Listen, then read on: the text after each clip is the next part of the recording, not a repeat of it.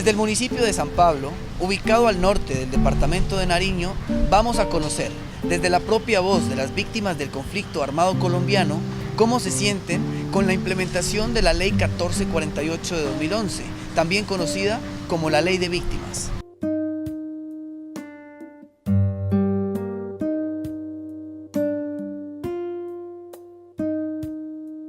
Este lugar fue el principal escenario de fuertes enfrentamientos entre miembros de la Policía Nacional y los grupos subversivos FARC y ELN, dejando como resultado la afectación y destrucción de las viviendas más cercanas.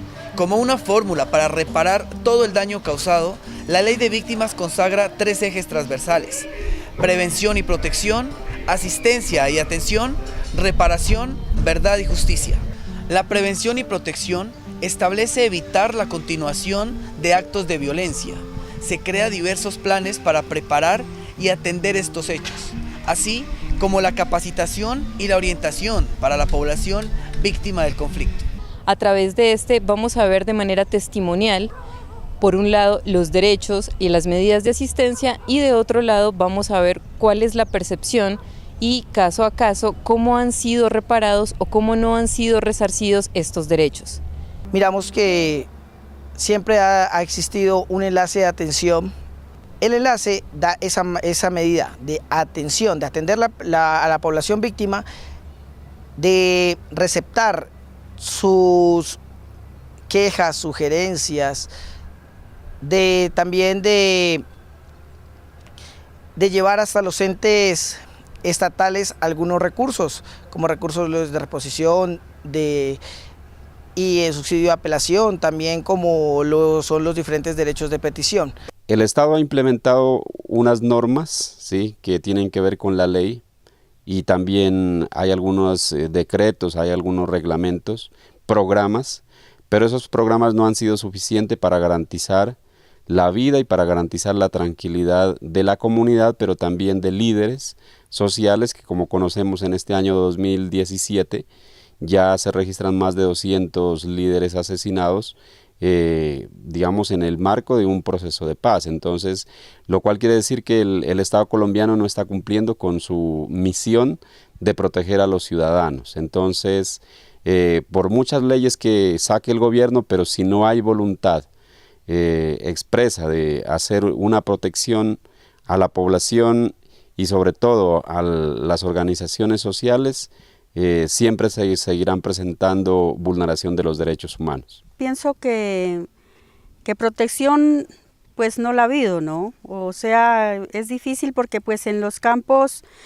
por decir acá en nuestro municipio, nosotros hemos vivido pues la guerra, pues por lo menos como dicen, en carne propia, porque pues cuando fue lo del paramilitarismo, eso fue algo muy triste, ¿no? Y era un miedo, un temor, una angustia. Miremos más allá de lo que podemos lograr como víctimas. No es solo esperar que el Estado nos indemnice, esperar que el Estado nos lleve una ayuda humanitaria a nuestros municipios, que tengamos una mentalidad que nosotros podemos salir adelante con ayuda y sin ayuda. Recogemos de esta manera una versión analítica un poco más acentuada en el término de norma y las dificultades tanto estatales, municipales, como de trámite que tiene el sistema colombiano en el desarrollo de este proceso. La ley no pasa de estar solamente escrita en un papel y aprobada pues supuestamente en el Congreso, pero de ahí a llegar a la protección que realmente deberían tener las víctimas y deberíamos tener las víctimas, pues yo creo que estamos muy lejos. No está cumpliendo pues, la función de protegernos. Al contrario, yo creo que hay una revictimización de muchas víctimas, o sea que han padecido ya unas secuelas de la guerra, digamos, y todavía de ahí pues hay muchas más consecuencias que uno creyera, bueno, que ahí para, y sin embargo no es así. O sea, para mí, en conclusión, no se cumple la ley. Matarse guerrilleros, policías, militares, líderes sociales, todos al fin y al cabo hijos de gente de pueblo, de obreros, de campesinos, de maestros.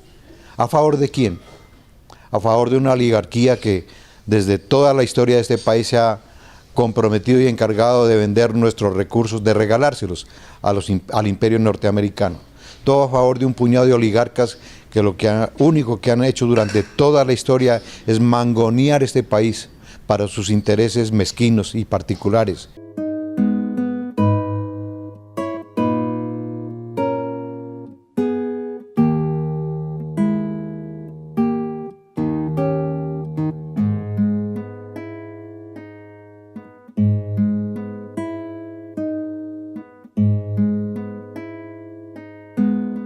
Me encuentro en el Parque La Cordialidad. Anteriormente en este sitio existían viviendas que pertenecían a los miembros de la Policía Nacional.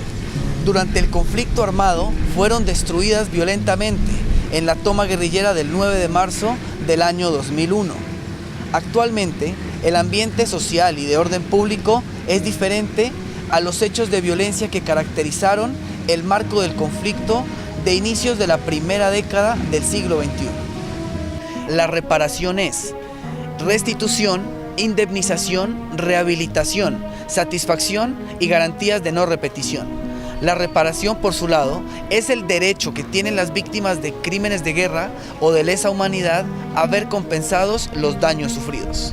Pues sería bueno la indemnización que nos llegue a tiempo.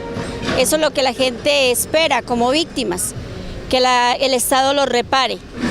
Pero mientras nos llega esa indemnización, nosotros mismos podemos salir adelante, con ayuda del enlace, con la ayuda de las defensorías, con la ayuda de la misma alcaldía y con el propósito de nosotros mismos. No solo el hecho de ser víctimas nos podemos estancar allí, no, hay que salir adelante, buscar las maneras. Soy víctima de homicidio y en el caso mío, pues la ley no me ha cumplido con lo prometido, porque en la televisión salen muchas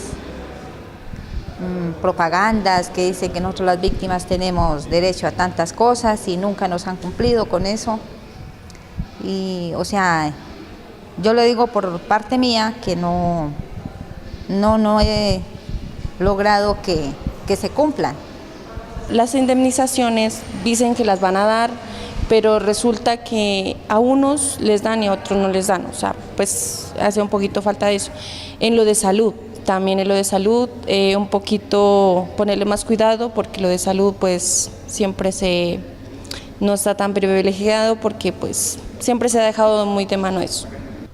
La reparación administrativa se lleva a cabo siempre y cuando el Estado inyecte recursos para que esta población pueda obtener esa reparación.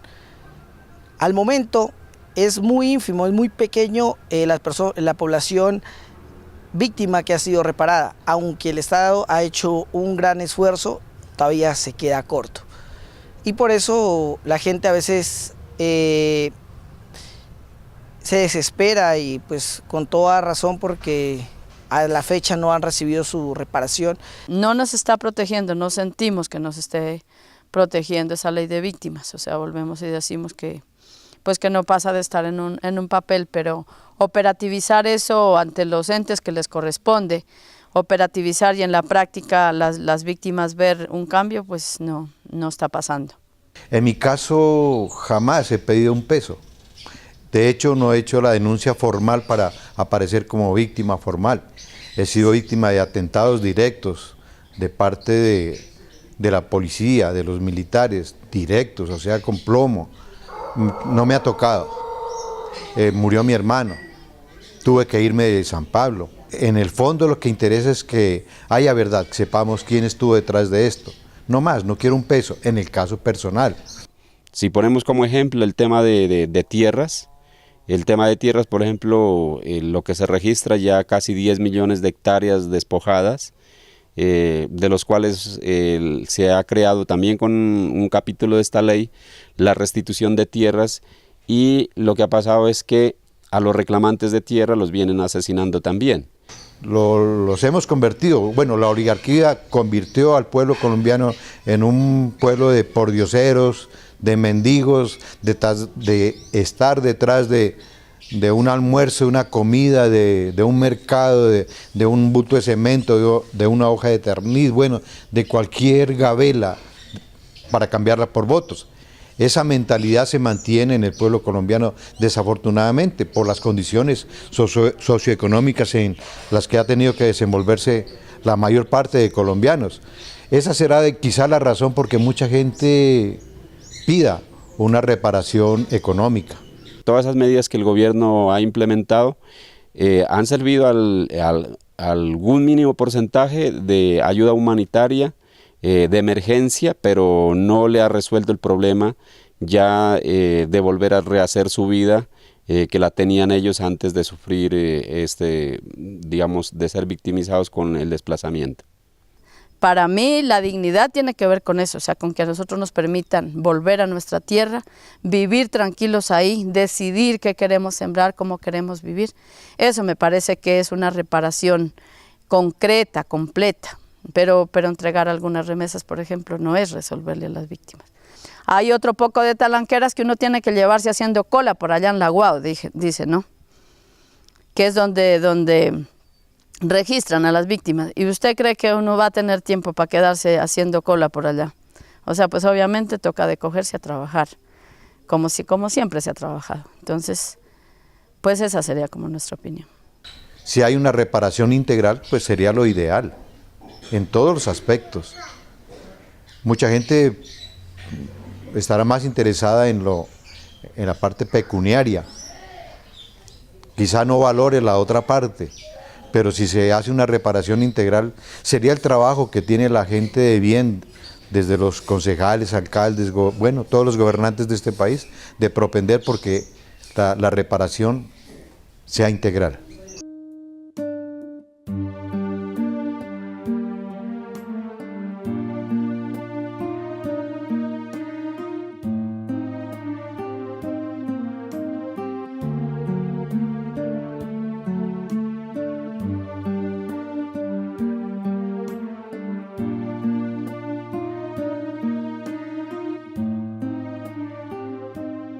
Al fondo, en la cima de la montaña observamos la vereda Bateros.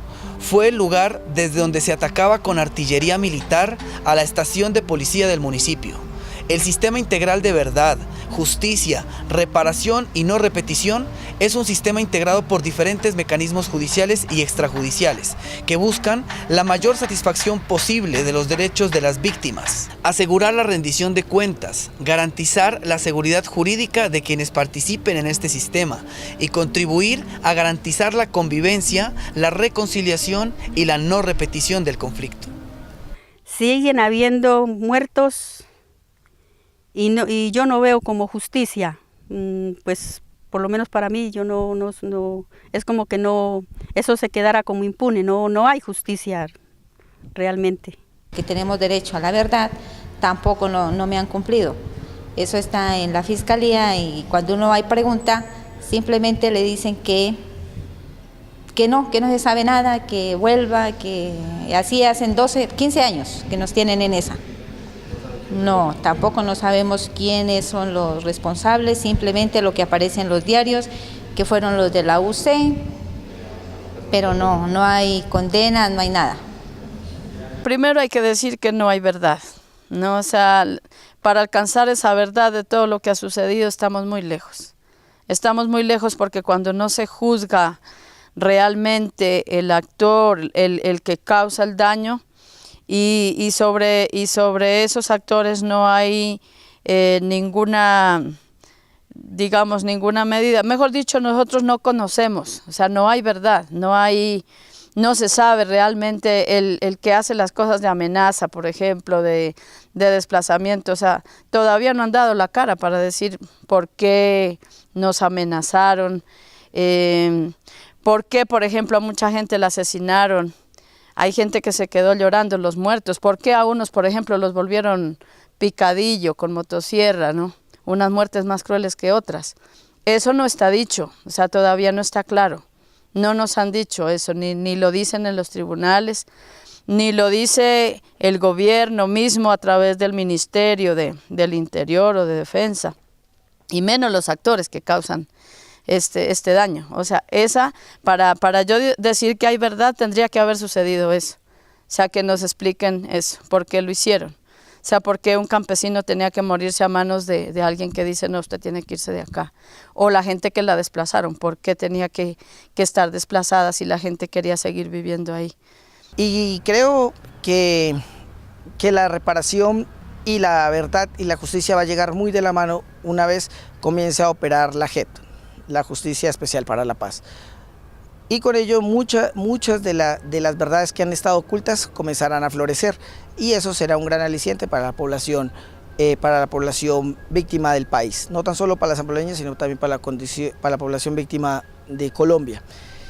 Ese componente de saber la verdad es muy bien llegado a las víctimas, a sus familiares y a la comunidad en general. Que sepamos de verdad quién está detrás de esta guerra inhumana, injusta que ha vivido el país y que nos cobija pues a pueblitos tan pequeños como San Pablo. Que se sepa de verdad quiénes están detrás de todo esto sería muy interesante. Porque en vez de haber protección, lo que hay más bien es como impunidad. Se queda callado, se queda impune todas las masacres que hubieron, y aquí pues en San Pablo pues eso todo el mundo pues vivíamos con miedo, y no solamente aquí en nuestro municipio, sino en todos los rincones de Colombia pues se vivió eso, ¿no? Ese miedo, y pues que digamos que va a haber una protección, o que pues yo pienso que no, porque siempre siguen habiendo masacres, y por lo menos ahora con que se persigue, o sea, se persigue y se mata a los líderes sociales. Verdad, justicia y reparación seguramente nosotros no vamos a tener en Colombia. No vamos a tener en Colombia porque los partidos tradicionales, por ejemplo, están comprometidos con el genocidio, los empresarios y los terratenientes están comprometidos con el genocidio. Es decir, bueno, las fuerzas militares están comprometidas con el genocidio desde las altas esferas de las fuerzas militares. Generales del ejército fueron encarcelados por ser agenciadores y creadores de grupos paramilitares. Entonces, en ese sentido, nosotros no creemos que pueda haber verdad, ¿sí? Que haya algún día verdad. Menos justicia y reparación, o sea, aquí en Colombia todo queda en la impunidad. Aquí en San Pablo creo que son 12 muertos, sí, o sea que fueron crímenes atroces, o sea que fueron destazados con motosierra, que fueron desfigurados con ácido, ¿sí? Por eso nadie está respondiendo y seguramente nadie va a responder. Saber la verdad obviamente significa que no se vuelva a repetir, ¿no? Que no se vuelvan a repetir esos hechos, pero cuando uno no conoce, lo más seguro es que la historia se vuelve a repetir. Cuando no se conoce la verdad, cuando no se juzga el actor que revela esa verdad, pues obviamente estamos a puertas de volver a vivir, digamos, una historia triste de esas. Quienes son culpables del dolor de otras personas, paguen de alguna manera. Sería como lo que cualquier ser humano sienta. En el caso personal, asesinan a mi hermano los paramilitares.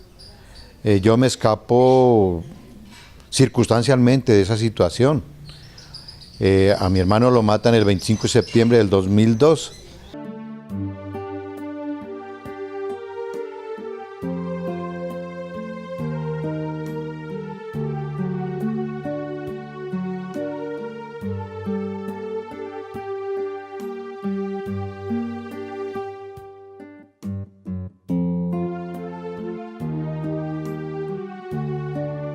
Con la firma del acuerdo de paz en el 2016 entre el gobierno del presidente Juan Manuel Santos y las FARC, en San Pablo se siente un ambiente de tranquilidad.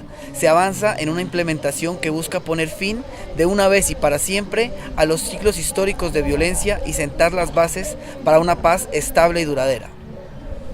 Ahorita, pues gracias a Dios, en nuestro municipio ya tenemos paz en ese sentido, ya no tenemos grupos armados. Se hizo un acto muy bonito que fue quitar las barricadas en la estación de policía de aquí de San Pablo. Yo creo que eso es algo que debemos destacar, que ya no tenemos esa violencia que teníamos anteriormente. Nosotros como víctimas queremos destacar eso, que ya podemos estar tranquilos, que ya no va a haber esos hostigamientos que se hacían en nuestro municipio. Y de alguna manera u otra, pues nos sentimos bien por los mismos compañeros policías, que van a estar tranquilos en esa parte. En aras de ver un país de sueños, un país en paz, un país donde prime la cultura, la educación, la salud, el trabajo, la vivienda, la recreación, en aras de ver un país diferente, si se tiene que perdonar a los culpables de tanta masacre, de tanta tristeza, en mi caso personal yo no tendría inconveniente y perdonar, porque en últimas, pues sí, es una página del libro que ya pasó y tenemos que continuar construyendo y construyendo juntos, los sanpableños y ojalá los colombianos, independientemente de nuestra posición política, ideológica, construyendo un país mejor para todos. Ahora ellos dicen que estamos en posconflicto, pues nosotros decimos entre comillas posconflicto. Para nosotros eso es un posacuerdo, o sea, es un acuerdo que se hace con un actor armado, o sea, no se ha hecho con todos. No se han saldado deudas y cuentas con actores que pasaron mutilando a mucha gente con motosierra y de una manera muy cruel.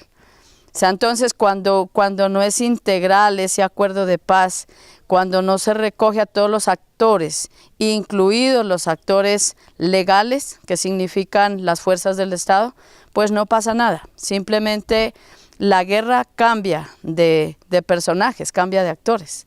O sea, una vez los muertos son unos, los que asesinan son otros y luego va a pasar es a otro tipo de nivel la guerra, pero aquí no está pasando nada.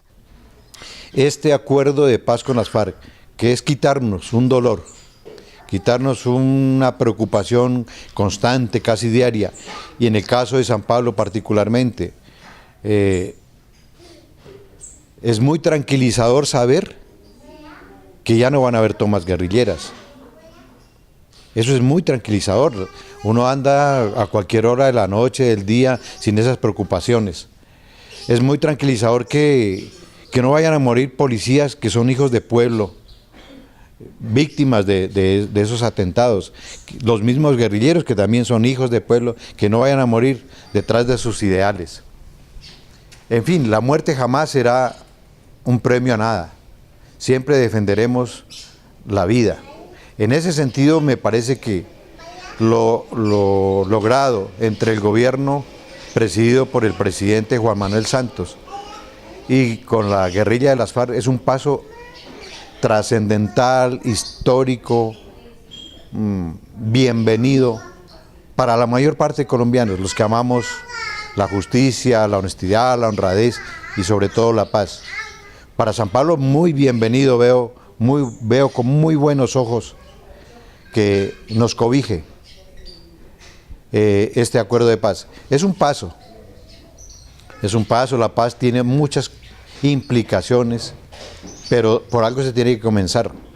Innegable que la salida de un actor armado del territorio y sobre todo de los territorios campesinos genera unas condiciones mejores para la convivencia de la población y para desarrollar tranquilamente, bueno, todos los proyectos de tipo económico, social, cultural, bueno, ambiental.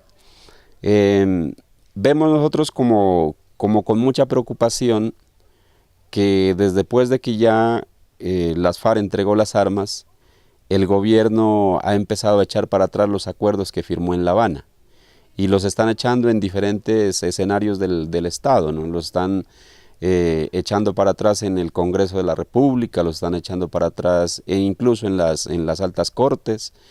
Hay una campaña de desprestigio, digamos, y de mentira por parte de los partidos tradicionales frente a la posible actuación de los líderes y de jefes guerrilleros ya como actores políticos, sino como actores armados. Entonces, nosotros miramos con preocupación que ese proceso pueda generar una reversa, ¿sí? Y este es un buen paso que ha dado la sociedad colombiana, que tiene enemigos macabros, a los que solo les interesa la guerra porque la guerra es un gran negocio. Ojalá la plata que se invierte en la guerra en este país se la invirtiera en libros, en universidades, escuelas, colegios, hospitales. Ojalá fuera así, darle un vuelco a ese desgraciado hecho histórico que ha vivido Colombia y podamos convertir la guerra en paz, en educación, en justicia social y en bienestar para Colombia.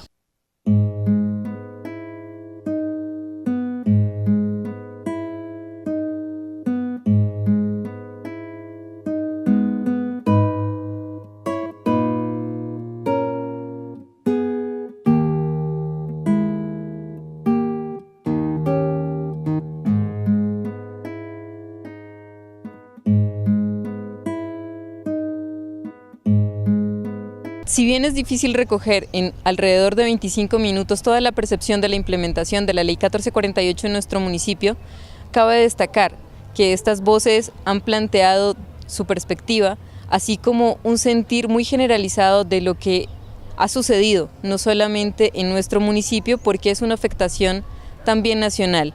Las deficiencias de la norma hacen que estos procesos de reparación integral sean muy difíciles, así como poco accesibles. Escuchamos las opiniones de quienes fueron víctimas del conflicto armado colombiano, residentes dentro del municipio de San Pablo Nariño, una mirada para reconocer cómo sienten la implementación de políticas en favor de transformar un país sin violencia.